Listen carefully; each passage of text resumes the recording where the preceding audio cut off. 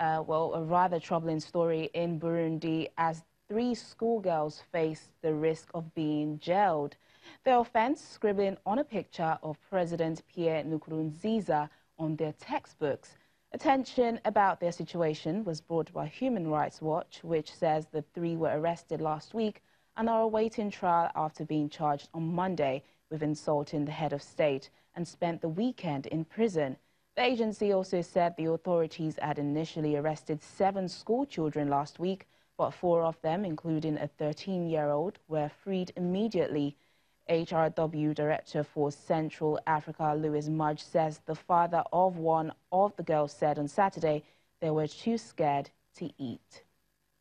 Human Rights Watch Director for Central Africa, Louis Mudge, joins us now to discuss more on this. Thank you for joining us on Network Africa. Thanks for having me.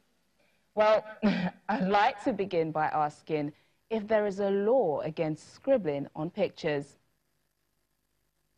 Absolutely not. There's no law in the penal code of Burundi that forbids scribbling on pictures. These girls are being charged with insulting the head of the state, and it is almost laughable, except for the fact that it's actually quite serious. They face potentially up to 5 years in prison, and a substantial fine of the equivalent of 250 euros, and that's a lot of money in Burundi. So it does border on sort of ridiculous, but it's actually quite serious. Just to point out, these 3 girls were actually part of a group of 7 who had been initially arrested last week. But the Prosecutor General of the Republic, so this is the main prosecutor of the entire country, has decided to move forward with this case as of yesterday. So this case, as it gets this international attention, the Burundian government is almost doubling down and making it more and more serious. So it's worrying nonetheless. Well, like you mentioned, it sounds pretty outrageous, Louis, and President Nkurunziza has been known for clamping down on opposition. You think this might be an act of paranoia?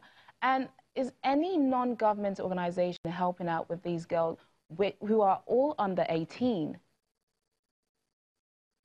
Yes, so these girls are all minors. They're all under 18. Yes, there are some non-governmental bodies that are assisting with legal fees. So that is happening. But to your earlier point, I mean, I think this is demonstrative of how thin-skinned this president is, and really how he surrounded himself with sycophants who just tell him what he wants to hear. Burundi used to be in the region the real example of freedom of expression and people's ability to criticize state policy and at times the head of state. Since 2015, that context has changed dramatically.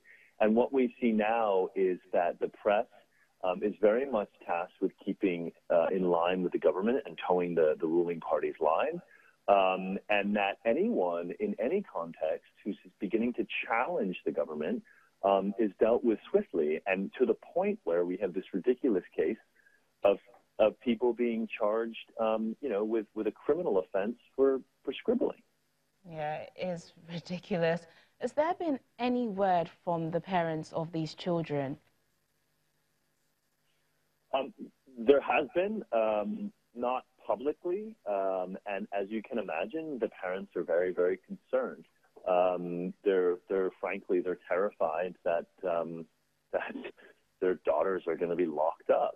The 3 girls in question have been moved to the prison. So this is, it's already getting much more serious than anyone had imagined. A case like this did happen in 2016, in which other children were arrested for, insulting the president, similar charges. They were convicted with an additional charge of inciting people to rise up against the state, and they were convicted of 20 years in prison. However, they were released because of international pressure. So, this is a country in which the judiciary is not independent. Prosecutors and judges do need to demonstrate their fidelity and how they're loyal to the president. So this might be a case in which a very heavy sort of fine and prison sentences laid upon these poor girls. Yeah. And then, lo and behold, President Nkurunziza, in his generosity, will pardon them.